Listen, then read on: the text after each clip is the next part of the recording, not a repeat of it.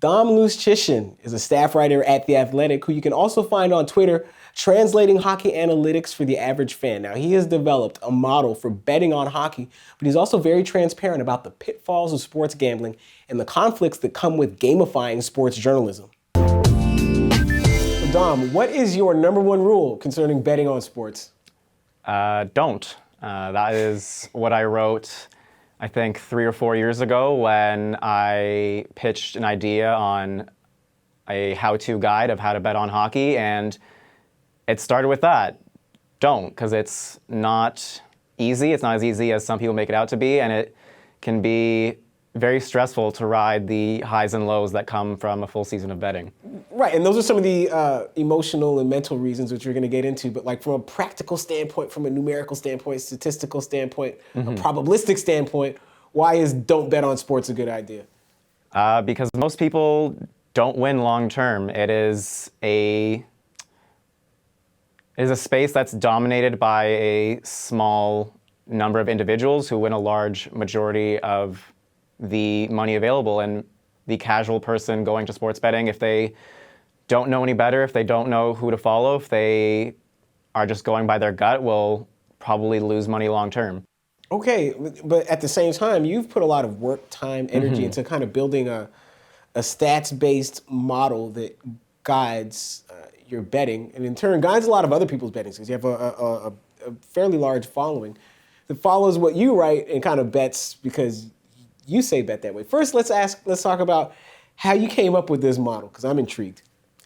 It came about, I think, 6 years ago. This was when LeBron James was playing for Cleveland in the playoffs and the finals, and he was extremely dominant, and I was really interested in all things LeBron, and I was reading up on basketball numbers, and one of the things with sports analytics is if you look at other sports, you can get really good ideas. And so I stole something from basketball called Game Score.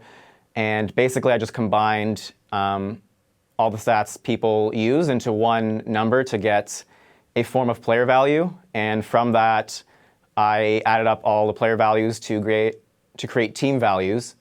And I started estimating game probabilities based on that. So I looked at how good each team was, how good their opponent was, how rested they were, who's home, who's away, and estimated the likelihood of winning. And then I compared that to the betting odds, and that's sort of the gist of it.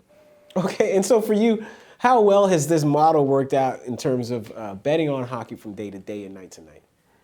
I have never had a losing season since I've had this model. There have been times where I've had very dark stretches, but on the whole, from start to finish, it usually finishes in the profit. You have never had a losing season, but you've had some dark stretches. Now, when you look at most of the messaging around sports gambling that we see these days, because we're flooded with it and everyone tells us it's a great time, it's a way to stay more engaged with the game. But you said dark times, which no one, like, I can't see Jamie Foxx for MGM saying, hey, come, you might have some dark times, but you'll have a great time. Describe what triggers these dark times and what it's like to ride them out.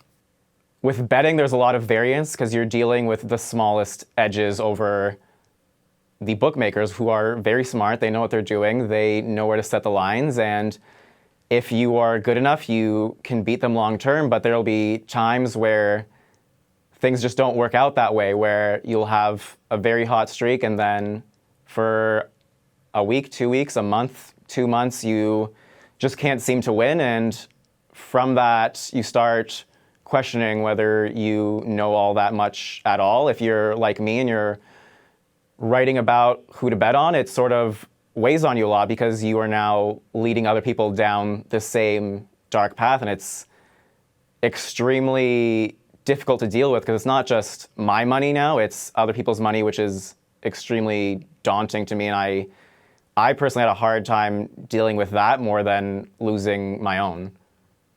And how close have you ever come to saying, I don't want to do this anymore, this is too much?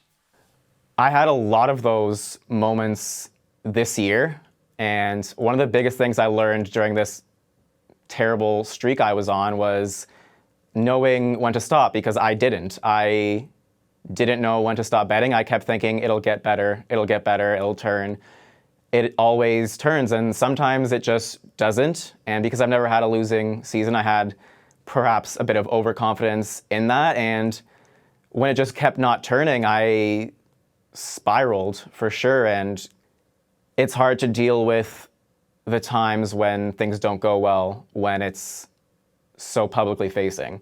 So betting for you is part of your job, but like, to what extent is it also just a habit now with you, something that you just keep doing and maybe can't stop? Yeah, that was definitely something I thought about, and I did feel like I couldn't miss a day, because you get this feeling that if you miss a day, it'll be the day where everything turns around or goes well. And that's definitely the dark place your mind can go, and where you start wondering whether this is an addiction you have.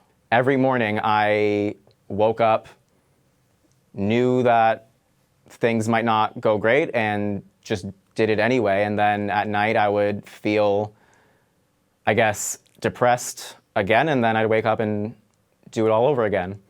You use a stronger word. I said habit. You said addiction. Like, where is your internal barometer telling you when you've crossed over from one and are approaching the other?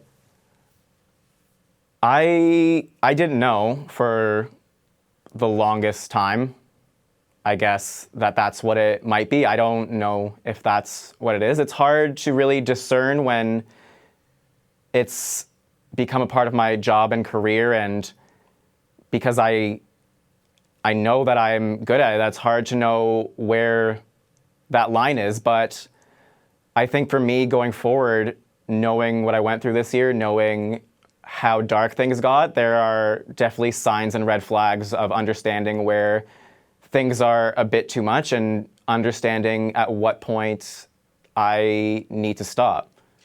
Wait, so Dom, we started this interview with rule number 1, which is don't bet on sports, but the truth is people are going to bet on sports. Yeah. So if you must bet on sports, if you're gonna bet on sports, rule number 2, what is the best way to do it safely and responsibly? I think the biggest thing is to have a separate bankroll over what you need from day to day and what you use from day to day. Because I think the biggest thing is people blur those lines and they bet with what they might not be able to afford to lose. So create a bankroll, say this is what I can afford to lose, and only bet using that amount. I think that's the number one step. The step after that is knowing how to manage that bankroll, which is don't bet half of it on one game because you're really sure it's going to win. You need to be betting 1 to 3% on games so that you can sort of assess where things go. And if you get into a particularly bad swing, it might tempt you to dip back into money you can't afford to lose when your bankroll runs out. Which is what my mother calls throwing good money after bad, which Yeah. she's been drilling that lesson into my head for 40 whatever years. I'm not going to give my age, but Dom, thanks a lot for your time. I really appreciate you coming here and putting us up on game in terms of how to gamble and how not to gamble and how not to throw good money after bad in the gambling market. Thanks for having me. Like what you heard, be sure to check out the full episode of Bring It In on CBC Gem. You can also find us right here on CBC Sports YouTube channel, so make sure you hit that subscribe button.